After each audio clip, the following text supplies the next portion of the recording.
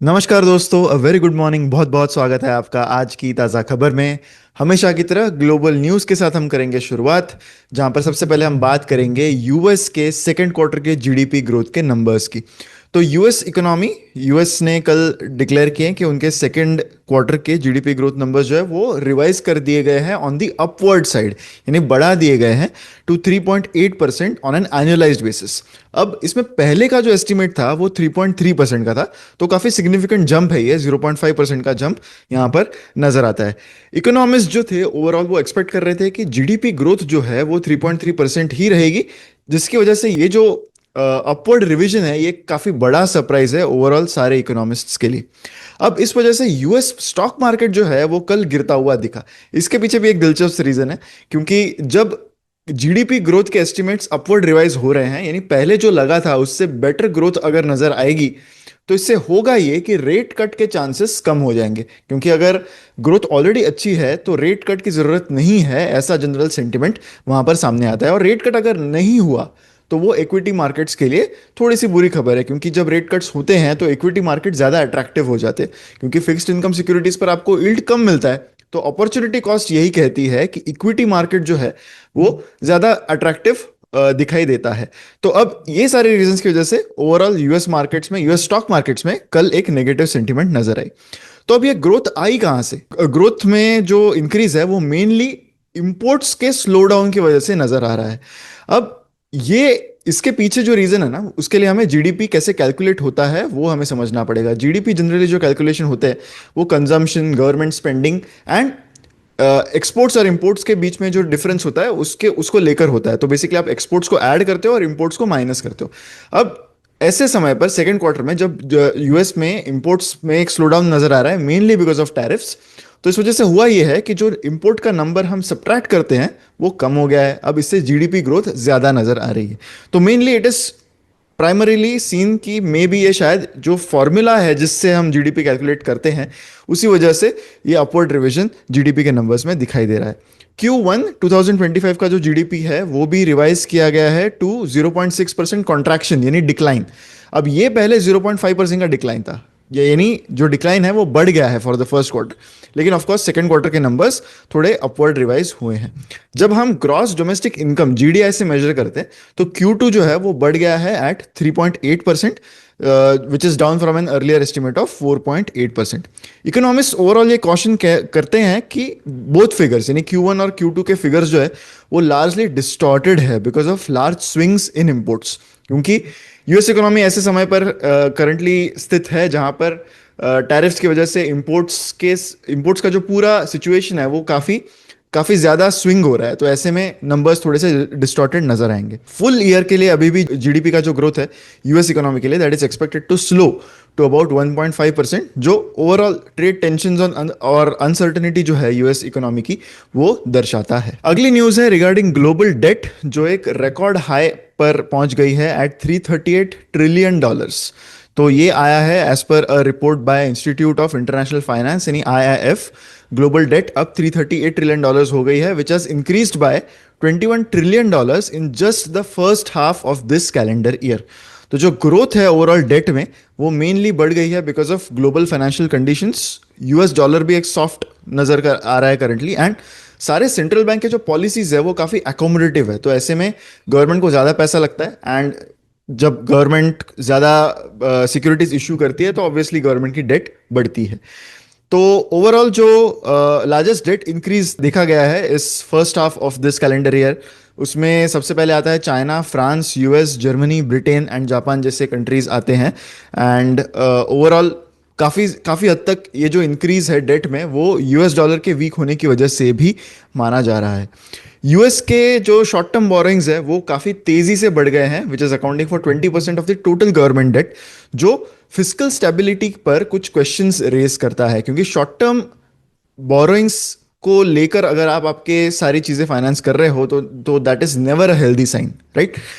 Date increase in H1 2025 जो है that is comparable to covid era surge, यानी covid के टाइम्स में जो सर्ज हुआ था डेट में ओवरऑल वर्ल्ड में, वैसा ही सर्ज इस फर्स्ट हाफ में देखा गया है। तो इसी वजह से ये एक बड़ी खबर यहां पर हम कह सकते हैं।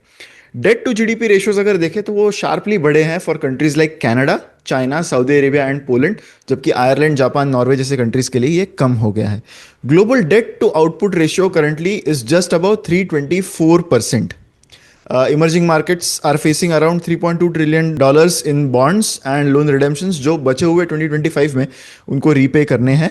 एंड ये जो रिपोर्ट है ये कंप्लीटली अगर हम इसको समराइज करें तो वो दिखाता है कि गवर्नमेंट डेट्स जो है ग्लोबली वो एक हिस्टोरिकल हाई पर पहुंच चुके हैं।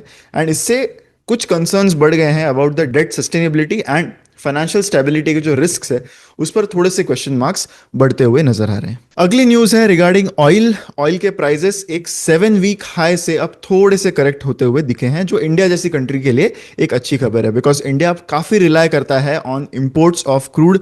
तो ये जब भी घटती है ऑयल की प्राइसेस तो तब इंडिया के लिए थोड़ा सा बेहतर न्यूज हम कह सकते हैं इंडिया के लिए है।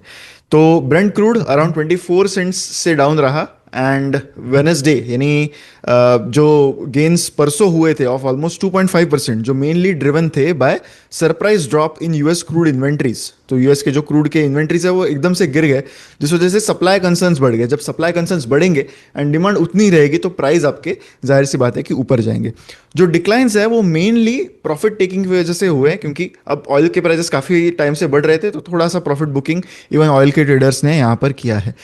US federal reserve chairman Jerome Powell की कमेंट्स थी कि इक्विटी वैल्यूएशन उनको स्ट्रेच्ड नजर आते हैं, तो उससे भी ऑयल मार्केट्स पर थोड़ा सा प्रेशर आ गया था। बट मेनली जो गिरावट दिखी है वो इराक और कुर्दिस्तान में जो जियोपॉलिटिकल इश्यूज चल रहे हैं उसकी वजह से हुई है। तो expectations of increased oil supply है अब फ्रॉम इराक एंड कुर्दिस्तान, जिस वजह से प्राइजेस थोड़े से करेक्ट होते हुए नजर आए।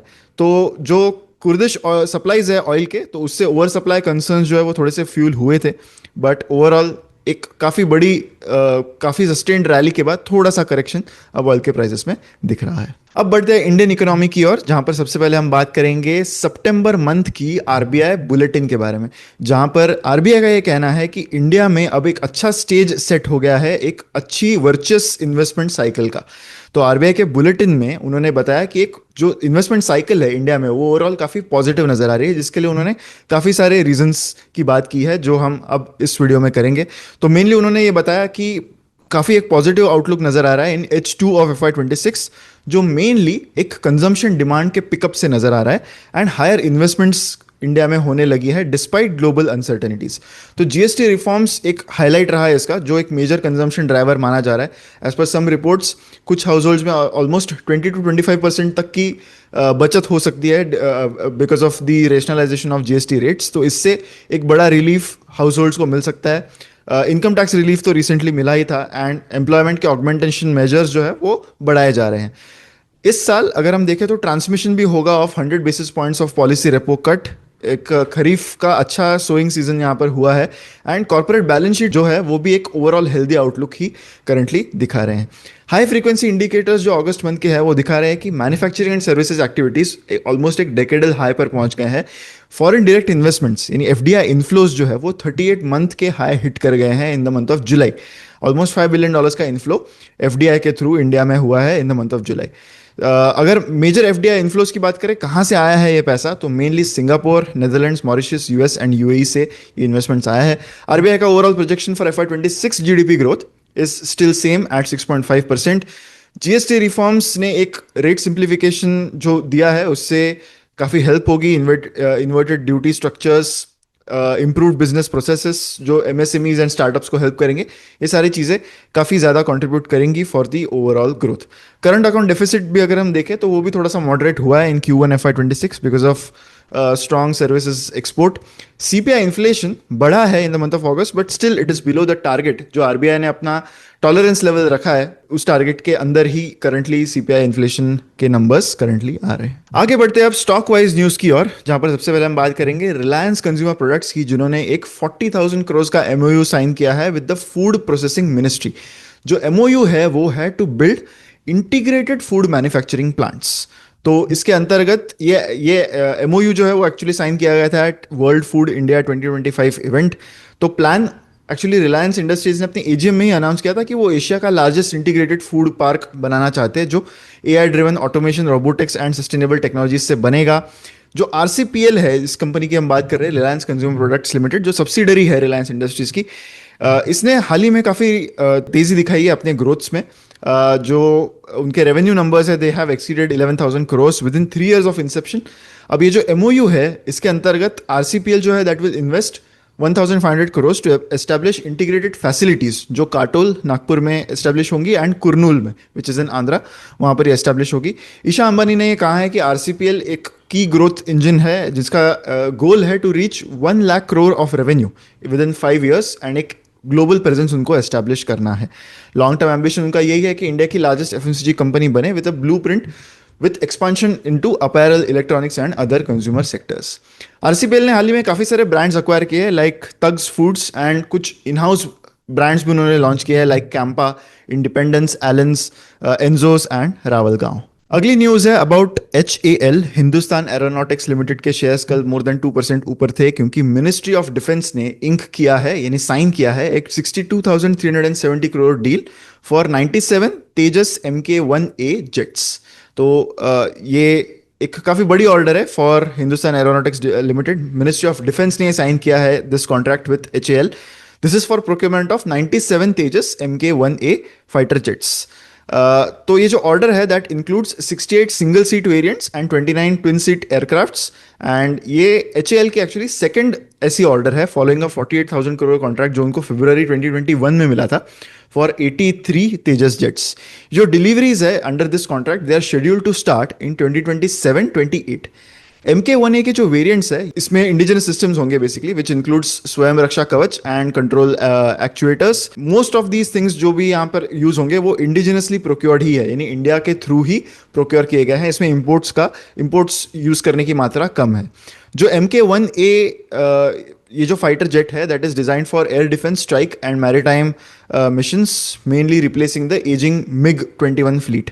ये जो डील है अब इससे HAL की ऑर्डर बुक काफ़ी स्ट्रेंथन हो गई है। इंडिया का जो सेल्फ रिलायंस का इनिशिएटिव है कि डिफेंस मैन्युफैक्चरिंग में हम आत्मनिर्भर बने, उस पर एक काफ़ी बड़ा कदम ये माना जा सकता है। ये जो ऑर्डर है that will significantly enhance Indian air forces capabilities, and इससे ऑब्वियसली HAL, हिंदुस्तान एरोनॉटिक्स का जो long term revenue and strategic position है वो भी इससे स्ट्रेंथन होती हुई नजर आ रही है। NTPC और NPCIL ये इन्वेस्ट करने वाले हैं लगभग 42,000 crores in 2,800 megawatt nuclear power project in Rajasthan.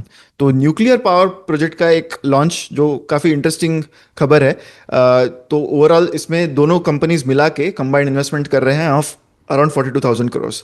इस प्रोजेक्ट से अब NTPC की एंट्री होती है in nuclear power generation as well. जो कंपनी एक्चुअली थर्मल से स्टार्ट कर रही थी वो अब ग्रीन एनर्जी में आ गई थी, and now they are venturing into nuclear power generation as well, and it will be among the largest nuclear plants in India।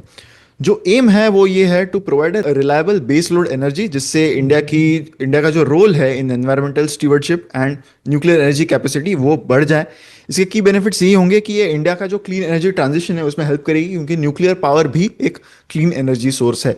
Energy security भी इससे बढ़ेगी, एम्प्लॉयमेंट अपॉर्चुनिटीज भी डेवलप होंगे, एंड लोकल इकोनॉमिक ग्रोथ जो है Rajasthan and beyond वो भी यहाँ से बूस्ट होगी। यही सारी इसके मेन बेनिफिट्स हैं। इसी के साथ हमारी न्यूज यहीं पर खत्म होती है। अब बढ़ते हैं हमारे फाइनल सेक्शन पर, which is the believe it और नॉट सेक्शन। तो कल सेबी ने एक सी कोस्ट शिपिंग सर्विसेज नाम की एक कंपनी है उसके अगेंस्ट एक उन्होंने नोटिस जारी किया, जहां पर बेसिकली ये कंपनी के अगेंस्ट कुछ प्रोसीडिंग्स काफ़ी समय से चलते आ रहे थे। अब जो लेस सरप्राइजिंग पार्ट है इस कंपनी से रिलेटेड वो यही है कि यहाँ पर बहुत सारे फ्रॉड देखे गए। यहाँ पर मिस रिपोर्टिंग ऑफ रेवेन्यू, मतलब रेवेन्यू ऑलमोस्ट 85% से ज़्यादा स्टेट कर दिया गया, क्योंकि कंपनी के ग्रोथ के नंबर्स देख के लग ही नहीं रहा था कि ऐसा ग्रोथ यहाँ पर नजर आ रहा है। तो सेबी ने इन्वेस्टिगेशन किया, उसमें सेबी ने पाया कि मैक्सिमम जो असेट्स है कंपनी के वो एक्चुअल में है नहीं, जो रेवेन्यू है कंपनी का वो एक्चुअल में है नहीं। बट सबसे सरप्राइजिंग चीज़ इसमें ये है कि ये जो कंपनी है इसने अगस्त 2023 में अराउंड 48 करोड़ रुपीस रेज किए through a right issue, right. उन्होंने तब ये कहा कि इससे कंपनी के ऑपरेशंस फंड होंगे। अब सेबी ने अपने इन्वेस्टिगेशन में ये पता लगाने की कोशिश की कि इस पैसे का एक्चुअली कंपनी ने किया क्या। तो कंपनी के मैनेजमेंट ने इसका आंसर देते हुए कहा कि उनको रिग्रेट है इस बात का कि वो पैसे एक्चुअली कंपनी के ऑपरेशंस में यूज हो ही नहीं पाए, वो एक्चुअली यूज हुए टू पे रैंसम मनी फॉर प्रोमोटर्स सन जो किडनैप हो गया।